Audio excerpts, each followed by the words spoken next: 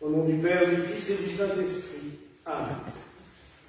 Mes frères et sœurs, nous célébrons en ce 8e jour, après la fête de Notre-Dame de Lourdes, la fête de Bernadette Soulier, ou, selon le calendrier liturgique, de Sainte Marie Bernard, puisque c'est son nom de religieuse. Et dans l'Église, généralement, on retient plus officiellement le nom religieux que le prénom de baptême. Est-ce que Bernadette a été canonisée parce qu'elle a vu la Sainte Vierge? Non. Sinon, il aurait fallu canoniser tous les enfants du monde qui ont vu la Sainte Vierge, et il y a eu quand même beaucoup d'apparitions dans le monde, et on remarquera que systématiquement, les enfants ou les adultes qui voient la Sainte Vierge ne sont pas automatiquement canonisés. Il y a souvent autre chose derrière. Même si, il faut bien le reconnaître, cela aide beaucoup à évoluer dans la sainteté, d'avoir une maîtresse d'apprentissage qui s'appelle Marie. Ça aide, c'est plutôt pas mal pour avancer sur le bon chemin. Bernadette, oui, à l'âge de 13 ans, 14 ans, a vu la Sainte Vierge dans la grotte de Massabielle à Lourdes. Oui, sa jeunesse a été plus que compliquée. Famille pauvre, voire très pauvre. Le père était meunier et il a subi un grave accident qui a fait qu'il a perdu le moulin qu'il avait en location. Il a commencé à faire plein de petits métiers. Un jour, on l'accuse d'avoir volé une bûche de bois, et on le met en prison pour cela, jusqu'au moment où on se rend compte qu'en fait, c'était pas lui. Mais la justice avait quand même du temps à perdre de s'inquiéter et de faire des enquêtes pour le vol d'une bûche de bois à l'époque.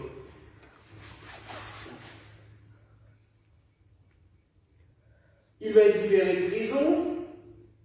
J'allais dire pour y retourner quasi immédiatement, puisque la famille est à la rue et que la ville de Lourdes, qui essaye quand même de prendre soin de ses pauvres, va leur trouver un logement qu'on qualifierait maintenant de logement social dans l'ancienne prison. Ils finissent donc dans un endroit pas chauffé, horriblement humide, et Bernadette, qui souffre déjà d'un asthme terrible, va être encore plus malade et va souffrir le martyre dans cet environnement humide et froid. D'un autre côté, la famille, étant très pauvre, n'est quasiment pas capable de nourrir ses enfants. On trouvera un jour un des frères de Bernadette en train de manger la cire des bougies dans l'église. C'était de la cire d'abeille, c'était déjà meilleur que ce qu'on trouverait maintenant avec le paraffine, mais mine de rien, c'est très grave. Le docteur prescrit à plusieurs reprises de mettre un peu de lard dans la soupe, et la mère de Bernadette est désespérée car elle n'a pas de quoi payer ce lard qui pourrait apporter un peu de gras et donc de force à son enfant. En plus, pour couronner le marché, pour couronner le tout, leur fille qui va ramasser du bois rentre en disant qu'elle a vu une dame lumineuse dans la grotte. Pour la mère de Bernadette, la coupe est pleine, tout ce qu'elle fait, c'est d'assommer sa fille à coups de baffe, parce que pour elle, sa fille est devenue totalement folle, et le discrédit va être encore plus jeté sur la famille, qui a déjà pas une réputation exceptionnelle. N'en voulons pas à la mère de Bernadette, c'est une réaction, j'allais dire, totalement appropriée à l'époque. Face à un désarroi, elle est totalement décontenancée. Néanmoins, accompagnant sa fille à plusieurs reprises à la grotte, elle va bien se rendre compte qu'il y a quelque chose, et surtout vu le désarroi de sa fille qui ne comprend pas pourquoi on lui reproche quelque chose pour lequel elle n'y est pour rien. Elle va à la grotte, elle voit quelqu'un, cette dame lui parle. Et comme elle le dira au curé quelques semaines plus tard, moi, on ne m'a pas chargé de vous le faire croire, on m'a juste chargé de vous le dire. Ah, c'est simple, concis. Elle aura toujours cette répartie assez désarmante. Et même plus tard, elle répondra toujours un peu du tac au tac, comme ça. L'apparition va avoir un aura médiatique assez exceptionnel pour l'époque, sans journaux, sans... Enfin si, des journaux papier, mais sans télévision, sans radio, sans rien. Les autorités politiques vont vouloir la faire interdire l'accès à la grotte, mais comme je l'ai raconté la semaine dernière, manque de chance pour ce procureur et pour ce maire, c'est directement l'impératrice qui envoie ces dames de compagnie chercher de l'eau parce que son fils est en train de mourir. Et l'enfant est guéri instantanément au moment où il boit de l'eau de la grotte. Automatiquement, c'est plus compliqué pour le préfet, le procureur et le maire de faire interdire l'accès à la grotte, alors même que le fils, le prince impérial, est guéri par cette eau. Donc on rouvre la grotte et là, les autorités ecclésiastiques vont faire une enquête. Ils vont interroger Bernadette un peu vigoureusement, même si l'évêque de Lourdes de l'époque, Monseigneur Laurent, c'est très bienveillant et quelqu'un de très doux, très sympathique. Les vicaires généraux le seront moins et vont poser des questions que Bernadette qualifiera de totalement idiotes. Comme je vous dis, elle a de la répartie. À un moment donné, notamment, la Vierge lui aura laissé des secrets. Et elle lui dit, ils lui disent, mais dites-nous les secrets que la Vierge vous a donnés. Ah non. C'est entre moi, la Sainte Vierge et Dieu. Et si le pape vous le demandez, vous lui diriez, bah non, c'est pas mon Dieu. Bon, bah, réglé, on passe à autre chose. Et elle va réagir comme ça à plusieurs reprises, comme quand, je l'ai aussi raconté, quand elle arrive chez le curé tout essoufflé, qu'est-ce que ça ira, il m'a pris la conception. Qu'est-ce que tu racontes? Qu'est-ce que ça ira, il m'a pris la conception. Moi je comprends rien, il m'a dit de dire ça. C'est son nom. Alors là, le curé est totalement traumatisé, il s'assoit sur une chaise et il dit, bon, elle ne peut pas mentir, c'est pas possible. La Vierge lui dit, je suis l'Immaculée Conception. Cet enfant ne peut pas inventer ça, il ne pouvait même pas savoir que ça existait, ce terme-là, puisque c'est un terme théologique qui parle de la Vierge Marie. C'est pas possible. Comme d'ailleurs, plutôt au catéchisme, elle ne se cassera pas la tête. Quand le curé dira qu'est-ce que la Sainte Trinité, elle dira au nom du Père, du Fils et du Saint-Esprit. Bah oui, mais ça veut dire quoi? Bah ça veut dire qu'ils sont trois pour nous aimer encore mieux. Ah, voilà, c'est génial, c'est simple, c'est logique. Et c'est tellement vrai. Alors pourquoi est-ce qu'elle est devenue sainte? Si ce n'est pas à cause de l'apparition. C'est tout simplement que Bernadette va vouloir se cacher très vite devant l'afflux de personnes. Et à la fin des apparitions, donc au mois de juillet 1858, elle n'aura qu'une hâte. C'est de se cacher et de disparaître. On va lui faire subir encore beaucoup d'embêtements. On va la mettre au pensionnat à Lourdes pour qu'elle apprenne, qu'elle étudie. Malheureusement, on vient l'embêter à tout bout de champ. Il y a des photographes qui viennent. Mais c'est pas comme maintenant. Maintenant, les gens râlent quand ils se font prendre en photo, ça dure 10 secondes. Mais à l'époque, il fallait poser pendant plus d'un quart d'heure.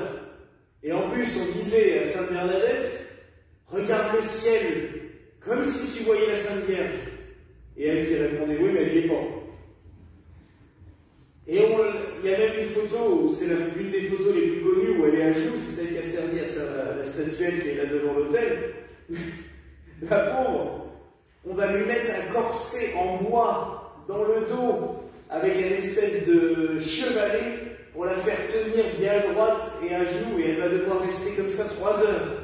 Elle va hurler de douleur tellement c'est insupportable, et à chaque fois le photographe lui dit, mais fais comme si tu la voyais. Et malheureusement, elle n'y est pas. L'Église va payer un sculpteur pour faire une statue de la Sainte Vierge, qui est dans la grotte de Lourdes encore maintenant, c'est un des plus grands sculpteurs de France à l'époque. Et il vient. Alors elle lui dit comment elle l'a vu. Il dit ok, il fait des dessins, il revient le lendemain. Non, c'est pas ça. Il repart, il refait des dessins, il revient le lendemain. Non, c'est pas ça. Et ainsi de suite. Jusqu'au jour où il va s'énerver et il va dire mais tu te fous de moi, tu n'as jamais rien vu, c'est pas possible, moi je fais tout. Elle dit mais oui, mais un dessin ou une statue ne représentera jamais quelque chose d'aussi beau que ce que j'ai vu. Alors là, il va quand même enfin comprendre qu'il n'arrivera jamais à faire ce qu'elle a vu, et ils vont arriver à une espèce d'accord pour avoir quelque chose, mais elle s'énervera quand elle verra la statue finie, puisque la statue est là, comme ça, les yeux au ciel. Et Bernadette s'énerve, elle lui dit mais vous avez rien compris de ce que je vous ai dit. Quand elle me parlait, elle me regardait moi, elle ne regardait pas le ciel. Jamais elle a regardé le ciel. Elle me regardait moi puisqu'elle me parlait. Et elle dira même, mais quand Akiro, c'est comme ça qu'elle l'appelait en patois, la dame, me parlait, elle me parlait comme à une amie. Le sculpteur n'aura jamais réussi à comprendre. C'est pas grave. Plus tard, quand elle est au couvent, enfin au pensionnat à Lourdes, c'est des sœurs de la Charité de Nevers qui gèrent ce pensionnat. C'est des sœurs qui sont hospitalières, elles sont là pour s'occuper des malades, pour s'occuper de l'enseignement. Et Bernadette va demander à rentrer dans la communauté, et donc elle va partir à Nevers. Au couvent Saint-Gildas, qui est un énorme couvent, puisque c'est la maison mère de la congrégation. Et là, elle va vivre un petit peu l'enfer, parce qu'on va lui demander de raconter une fois pour toutes ses apparitions. Mais après, la mère, maîtresse des novices, est d'une dureté terrible. Et on parlera même des années où Bernadette a été au couvent, de la passion de Bernadette. Parce que cette mère, tout en l'aimant, à la fin de sa vie, elle lui dira « Mais ma sœur, je vous aime plus que tout. » Mais elle n'arrive pas à comprendre son fonctionnement et elle sera d'une dureté terrible, au point que le jour où les sœurs font leurs vœux, à l'époque, il y avait encore beaucoup de vocations dans les couvents, donc elles sont plus d'une trentaine à faire leurs vœux le même jour, et elles passent toutes, à la fin, pour recevoir leur affectation. Donc, l'évêque leur donne le livre de la règle de la communauté, la foi religieuse, et la maîtresse des novices, à côté, dit « Sœur machin, couvent de Lourdes, sœur machin, couvent de truc. » Et tout le monde passe, et Bernadette reste toute seule, assise sur son banc, et on ne lui dit rien. Et l'évêque qui est là, qui était Monseigneur Laurence, l'évêque de Lourdes, qui était venu pour présider la cérémonie, dit à la maîtresse des novices, mais sœur Marie-Bernard, qu'est-ce qu'on en fait? Et la sœur dit, elle ne sait rien faire. C'est sympathique, en public, devant tout le monde. Et l'évêque l'appelle et lui dit, mais sœur Marie-Bernard, je vous donne l'emploi de la prière. Et comme vous êtes souffrante, ben vous savez quoi? Vous vous occuperez de l'infirmerie. Comme ça, vous serez tout de suite sur place. Il a fait en rigolant, mais c'était de la bienveillance, mine de rien, parce qu'il a... C'est vrai qu'elle a vécu toute sa vie à l'infirmerie. Malade aussi, puisque son asthme n'a fait qu'empirer, il a tourné en tuberculose. Et elle s'est occupée des malades du couvent, des sœurs. Elle en a beaucoup guéri, pas par des miracles, pas par des médicaments, mais par des miracles. Elle leur donnait de la tisane et les gens se retrouvaient guéris instantanément. Un jour, parce que je l'ai raconté la semaine dernière, mais je vous le raconte de nouveau parce que je trouve ça tellement beau. Un jour, elle est dans le cloître du couvent qui est ouvert. Les gens peuvent venir puisque c'est des sœurs hospitalières. Et une femme arrive avec son bébé. Le bébé est très fiévreux, il tousse beaucoup. Le médecin lui a dit qu'il n'aurait certainement pas une longue vie, au contraire. Et elle est là, elle cherche dans le cloître et sœur Bernadette passe et lui dit, vous cherchez quelqu'un? Oui, je cherche la sœur qui fait des miracles. Oh, il n'y a pas de ça ici. Mais si, elle a vu la guerre. Non, non, il n'y a pas de ça ici, hein. Moi je ne connais pas ça ici. Qu'est-ce qu'il a, votre bébé? Ah, il est malade, il est fiévreux et le médecin dit qu'il allait mourir. Mais non, ça va aller. Bon, il faut que j'aille travailler, au revoir. Et elle s'en va. Et la maman resserre son bébé et se rend compte qu'il n'a plus de fièvre et qu'il ne tousse plus. Bernadette venait de le guérir. Et c'est là qu'elle s'est rendue compte que la sœur qui faisait des miracles, elle était là. Mais Bernadette, toujours discrète. Je ne dis rien. On va pouvoir la faire revenir à Lourdes. Ses frères et sœurs, elle va y revenir une fois, à cause de l'enquête canonique qui exige qu'elle revienne à Lourdes, et c'est l'inauguration des aménagements de la grotte. Et elle arrive, et elle regarde, et elle dit, Lourdes n'est plus Lourdes, ramenez-moi chez moi. Elle ne reconnaît plus. C'est devenu quelque chose qu'elle ne souhaitait, qu'elle ne pensait pas. Elle était restée dans sa petite grotte, elle aurait voulu que sa grotte reste toute humble, avec sa petite chapelle posée au-dessus, comme la Vierge avait demandé, mais là, on a commencé à construire. En plus, elle avait interdit à ses frères et sœurs de faire commerce de son apparition, de penser. Ils étaient tous pauvres. Eux, ils ont vu qu'on pouvait vendre des bougies, qu'on pouvait vendre des souvenirs, que ça ramenait un peu d'argent. Ils ont tous fait commerce. Et quand on va encore à Lourdes maintenant, quand on visite le musée de Cire ou la maison paternelle, la boutique est toujours tenue par la famille Soubirous. Là, il fallait bien vivre. Ne vous inquiétez pas, la pauvre Mariette, sa fille, a tenu aussi un restaurant toute sa vie aussi, pour vivre avec les pèlerins. Bon. Donc Bernadette n'a plus jamais voulu retourner à Lourdes. Elle a quand même témoigné auprès des théologiens, auprès des prêtres qui sont venus. Elle a sans cesse raconté ce qu'elle avait vu, sans jamais changer une phrase. C'est d'ailleurs, je pense, les premiers grands témoignages que nous avons d'une sainte, puisque le 19e siècle écrivait beaucoup par rapport au siècle d'avant, où on faisait un petit rapport. Et là, on a écrit beaucoup. Il y a même un très gros volume qui est sorti dans les années 2000 par le Père Laurentin, où il a rassemblé tous les écrits de Bernadette. Ça s'appelle Bernadette vous parle. Et c'est très beau parce que c'est toujours de la répartie.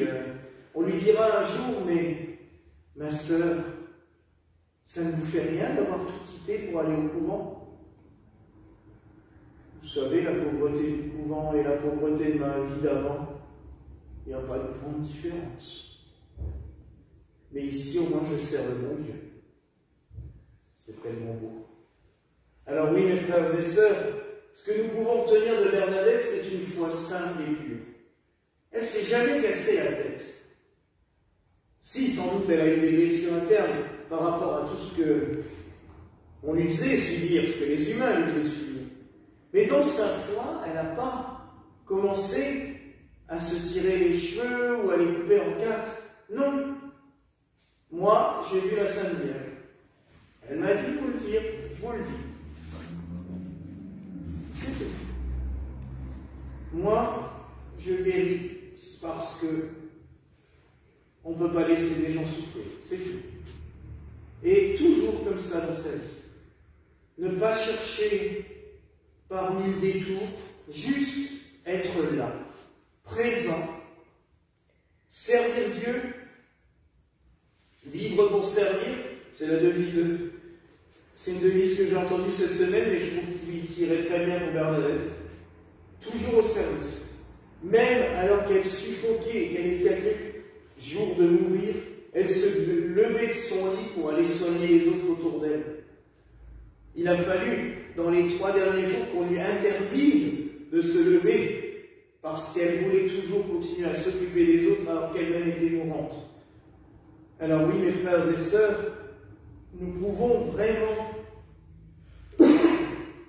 nous mettre au service des autres et au service de Dieu, parce que quand on sert les autres, quand on aide son prochain, forcément, c'est Dieu qu'on aide. Dans chaque pauvre que l'on croise, c'est le Christ que l'on croise. Il nous l'a dit lui-même.